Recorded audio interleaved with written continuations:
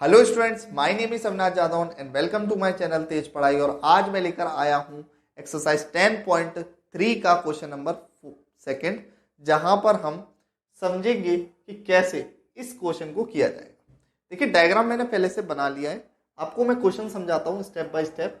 If two equal chords of a circle intersect within the circle, within the circle का मतलब है circle के अंदर ही दोनों कॉर्ड्स आपस में क्या हो चुकी है, इंटरसेक्ट हो चुकी है। तो दोनों कॉर्ड्स आपस में पहली बात तो क्या है, इक्वल है, और इंटरसेक्ट जहां पर हुई है उस पॉइंट को मैंने मान लिया एक्स। अब लिखा है prove that the segment of one chord are equal to the corresponding segment of the other chord. लिखा है कि जो ये कॉर्ड कट के जो ये सेक्टर बना है, ये सेक्टर जो सेगमेंट फॉर्म्ड हुआ है, ये segment A X C X के आपस में इक्वल होगा। मतलब ये वाली लेंथ इस लेंथ के इक्वल होगी और ये वाली लेंथ इस लेंथ के इक्वल होगी। X D is equal to X B. ये दोनों को हमको क्या करना है, प्रूफ करना है। तो मैंने कंस्ट्रक्शन कर लिया कि ओ से एक मैंने लाइन ले ली, समझ लीजिए पी, और एक ले लिया ओ से आर, और ये दोनों मैंने क्या करा, इसको परपेंडिकुलर इन पर कंस्ट्रक्ट कर लिया।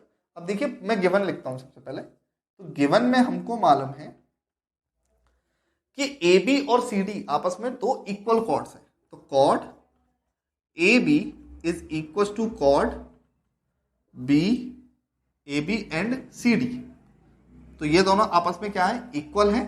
Intersect at point X. Intersect किस पॉइंट पर हो रही है, एक्स पॉइंट पर हो रही है। ठीक है, अब हमको मालूम है कि टू प्रूफ हमको क्या करना है। तो मैंने पहले ही बता दिया कि टू प्रूफ करना है करस्पॉन्डिंग सेगमेंट्स को आपस में इक्वल। करस्पॉन्डिंग सेगमेंट कौन से है, ए एक्स और सी एक्स। तो यहां पर लिखेंगे a x is equal to c x. और दूसरी चीज हमको जो प्रूफ करनी है वो हमको करनी है d x is equal to B x. तो d x is equal to B x. अब इसको करने के लिए हमने कंस्ट्रक्शन की है। तो कंस्ट्रक्शन में हमने लिखा सबसे पहले जॉइन ओपी एंड, जॉइन क्यों लिखेंगे, हम लिखेंगे draw, draw OP and O R. ठीक है, ओपी और ओ आर को हमने क्या कर दिया, ज्वाइन कर दिया एट, वो ड्रॉ कर दिया एट सेंटर ओ। ठीक है, और हमने क्या इसमें कैसा ड्रॉ किया, ऐसा ड्रॉ किया है कि ये क्या हो, परपेंडिकुलर हो। तो मतलब ओपी परपेंडिकुलर हो किसके, ए बी के, एंड ओ आर परपेंडिकुलर हो डी सी के। करेक्ट, इतनी बात समझ में आ गई। अब इसके बाद हमने करा जॉइन ओ टू एक्स, ओ से एक्स को क्या कर दिया, ज्वाइन कर दिया। ठीक, अब यहां पर हम करेंगे प्रूफ। तो देखिए, हमको पहले से ही मालूम है, ठीक है, the equal distance of the equal chords are equal. ठीक है, ये हमने थ्योरम पढ़ी थी, थ्योरम नंबर 10.7 या 6 है। इसको जो प्रूफ करने की थ्योरम थी इससे पहले वाली, उसमें मैंने बताया था कि जो इक्वल डिस्टेंस, अगर इक्वल कॉर्ड्स हैं तो उनके सेंटर से डिस्टेंस भी क्या होंगे, इक्वल होंगे। तो मैं यहां लिख दूंगा कि equal chords are equal distance from centre. Equal distance from centre, centre से इक्वल डिस्टेंस होगा। तो यहां पर हमको पता चलता है कि OP is equal to OR। Correct, इतनी बात समझ में आ गई। दूसरी थ्योरम हम लगाएंगे कि जब इस पर ये परपेंडिकुलर है, जब ये OP डिस्टेंस इस पर परपेंडिकुलर है, तो ये इस कॉर्ड को क्या कर रहा होगा, बाइसेक्ट कर रहा होगा। ठीक है, लिखेंगे a perpendicular line passing through the center of the circle is bisect the chord। ठीक, तो लिखेंगे a perpendicular, ठीक है, a perpendicular line to a chord from the center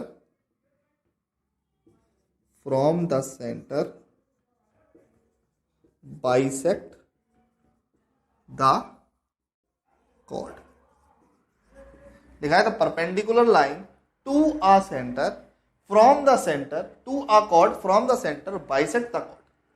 मतलब कि कोई भी परपेंडिकुलर लाइन अगर सेंटर से आती है कॉर्ड पर, ठीक है, तो बाइसेक्ट करेगी उस कॉर्ड को। यहां पर हमको क्या प्रूफ होता है, यहां पर हमको ये मिलता है कि AP is equal to PB।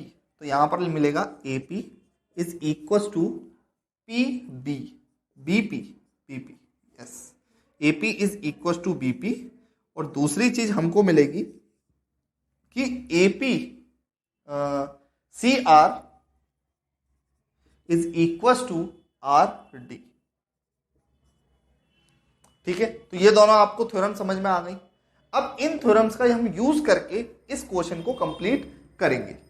तो सबसे पहले आपको ये सारा चीज नोट डाउन कर लेना है। अब मैं इसको क्या कर दूंगा, रफ कर दूंगा, और इसके अलावा अब आपको आगे का इसका मेथड बताता हूं। तो आप तब तक इसको नोट डाउन कर लीजिए, चाहे तो स्क्रीनशॉट ले लीजिए। चलते हैं अब हम इसको रफ करते हैं। तो देखिए, मैं यहां से आपको क्वेश्चन को हटा देता हूं और साथ में इसके गिवन को भी हटा देता हूं। अब देखिए, प्रूफ हमको क्या करना था, AX is equal to CX और DX is equal to PX। तो देखिए, हमने दो ट्राइंगल्स ले लिए, प्रूफ कर रहा हूं मैं, ये प्रूफ नीचे से ऊपर आ चुका है। मैंने दो ट्राइंगल ले लिए, OPX एंड ट्राइंगल ORX। अब दोनों ट्राइंगल्स में आपको क्या दिख रहा है, हमने दो चीज प्रूफ कर रखी है।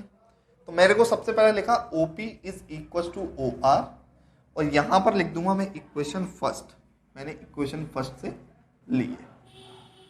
ठीक है, दूसरी चीज आपको साफ दिख रही है कि angle OPX is equal to angle ORX, और ये जो है ये 90 डिग्री है, बाय कंस्ट्रक्शन है लेकिन 90 डिग्री तो है, OPX और ORX। ठीक है, अब तीसरी चीज हमको जो दिखनी है वो है आपकी OX is equal to OX, जो कि क्या है, कॉमन है। तो OX is equal to OX, जो कि हमको दिख रहा है साफ कॉमन है। अब आपको मालूम है ये क्या चीज है, ये राइट हैंड साइड है, मतलब R है, राइट है, राइट एंगल है। अब राइट एंगल के सामने वाली हाइपोटेनस, मतलब ये H है और ये X है, तो RHS रूल लग सकता है इसमें। बाय RHS कॉन्ग्रेंस रूल से हमने ये प्रूफ कर दिया कि triangle OPX is congruent to triangle ORX। यही था इसका सबसे इंपॉर्टेंट पार्ट। जब दोनों ट्राइंगल्स को आपस में मैंने कॉन्ग्रेंट कर दिया, जब ये ट्राइंगल इस ट्राइंगल के कॉन्ग्रेंट हो गया, तो मैं लिख सकता हूं PX is equal to RX। मैंने यहां से यहां लिख दिया PX is equal to RX, जो कि क्या है, CPCT है। अब जब ये CPCT है तो मैं लिख सकता हूं कि मैंने पहले ही प्रूफ कर रखा है कि PB is equal to RD, PB is equal to RD, और ये क्या से आया, इक्वेशन सेकंड से आया। ठीक, ये रही इक्वेशन सेकंड।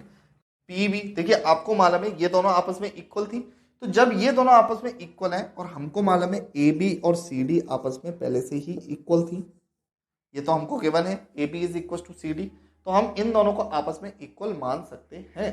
तो मैंने इसको मान लिया कि देखिए CD तो हाफ होगी, तो हाफ ऑफ CD क्या होगा, सिंपल सी बात है, हाफ ऑफ CD क्या होगा, हाफ ऑफ AB के। अब हाफ ऑफ AB क्या है, हाफ ऑफ AB क्या होगी, PB। तो यहां पर लिख दूंगा PB, ठीक है, और हाफ ऑफ CD क्या होगी, RD, तो यहां पर लिख दूंगा RD। देखिए साफ दिखेगा आपको, पहले मैंने ये प्रूफ कर लिया था, मुझको मालूम है AB is equal to CD है, गिवन है हमको AB is equal to CD, तो मैंने अगर CB को आधा किया तो PB हो गया, और CD को आधा करूंगा तो RD हो जाएगा, ये दोनों आपस में इक्वल हो गए। अब इस PB और RD इक्वल है, तो इसको मैंने मान लिया इक्वेशन सेकंड, इसको इक्वेशन सेकंड मान लिया। अब इस इक्वेशन को मैंने यहां लिख दिया। अब जो ये वाली इक्वेशन है, इक्वेशन आपकी थी ये थर्ड, अब इस थर्ड को सेकंड में मैं क्या कर दूंगा, माइनस कर दूंगा। मैं लिखूंगा PB को अगर मैं PX माइनस करूं और RD में से माइनस करूं RX, तो मुझको क्या मिलेगा, दोनों को माइनस किया, यहां लिख देंगे subtract equation equation third and second दोनों को आपस में माइनस किया तो मुझको मिल गया D x is equal to B X. D X और बी एक्स आपस में इक्वल हो चुका है, और अगर मैं इन्हीं इक्वेशंस को आपस में प्लस कर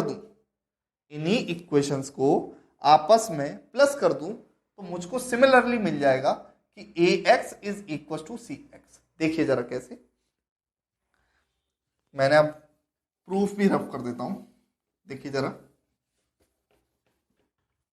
अब मुझको मालूम है कि जैसे मैंने P X is equal to R X लिखा है, अब मैं लिख सकता हूं A P is equal to C R. AP और सी आर आपस में इक्वल होंगे क्योंकि ये सेंटर से दोनों साइड्स आपस में इक्वल है, और इसमें अगर मैं पी एक्स और आर एक्स को आपस में जोड़ दूं तो मैंने लिख दिया फोर्थ, और ये इक्वेशन कौन सी हो गई फिफ्थ, और इन दोनों इक्वेशंस को भी आपस में ऐड कर दूं, लिख देता हूं ऐड फोर्थ एंड फिफ्थ। तो तुमको साफ पता चल रहा है कि एपी से अगर पी एक्स जुड़ेगा तो ए एक्स बनेगा, तो यहां से मिल जाएगा मुझे ए एक्स, और सी एक्स सी आर से आर एक्स जुड़ेगा तो क्या बन जाएगा सी एक्स बन जाएगा। यहीं पर हमारा ये क्वेश्चन होता है खत्म, प्रूव्ड ये हो चुका है। आई होप आपको डिटेलिंग पूरी समझ में आई होगी, ए टू जेड कैसे कैसे मैंने फॉर्मूला लगाया, कैसे कैसे इसको प्रूव किया। तो लाइक करें, चैनल को सब्सक्राइब करें, मिलते हैं नेक्स्ट वीडियो में।